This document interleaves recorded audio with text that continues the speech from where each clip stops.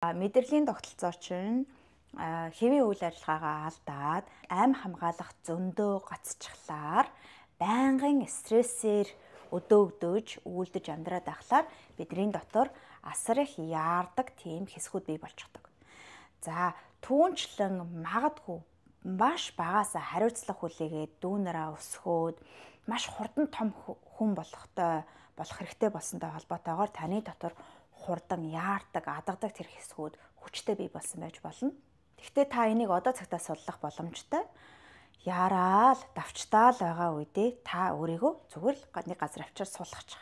Суулгачаад баруун зүүн талдаа магадгүй ингээд өөрийгөө догшоод гэд амьсгалаа удаанаар гаргаад өөрийгөө ингээд буулгаад яарна гэдгийг энэ хавийн итгэвчл ингээд төрж байгаа энерги байна шүү дээ. Тэгэхээр өөрийгөө суулгалаа, баруун зүүн догшлоо, итгэвчлийг буулгалаа, амьсгалаа суллалаа.